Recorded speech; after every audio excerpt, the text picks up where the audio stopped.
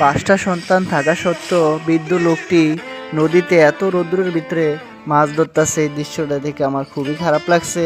আমরা অনেকেই অনেক রকমের ভিডিও দেখছি, তো ওনার এই ভিডিওটা দেখলে যার মনটা পাথরের মতো শক্ত তার মনটাও নরম হয়ে যাব। দেখেন আঙ্কেল কি বলে এবং আমরা ভিডিওটা দেখি। একটা মাছও তো ধরতে পারতেছেন না আপনি। আল্লাহ দিব, আল্লাহ দিব। আপনার পরিবারে কে কে আছে? পোলাপাইন আছে?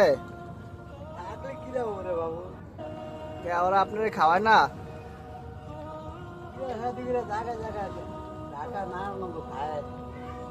আপনার কয় ছেলে কয় মেয়ে?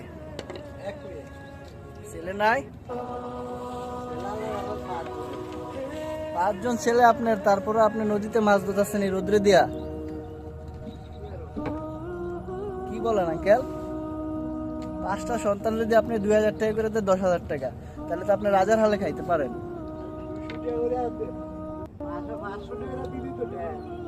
500 টাকা করেও দেয় না ছেলেরা?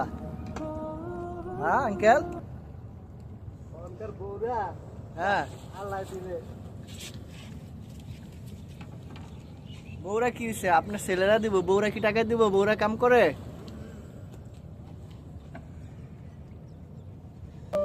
দর্শক, ওনার 5টা সন্তান আর একটা মেয়ে। যদি 5টা সন্তান 2000 টাকা করেও দিত ওনারে, তাহলে কিন্তু এই রোদ্রে দিয়া ওনার এই যে মাছ ধরা লাগতো না। মাছ তো আসলে উনি 10 মিনিট ধরে আমি ওনার ভিডিও করতেছি, একটা মাছও পায় না সে। নিজেরা 2 মুঠা খাওয়ার জন্য এত কষ্ট করতেছে, কিন্তু 4টা 5টা ছেলে আছে, 200 টাকা করেও দেয় না মাসে। এটাই বলতেছে উনি। ওনার জন্য সবাই দোয়া করবেন।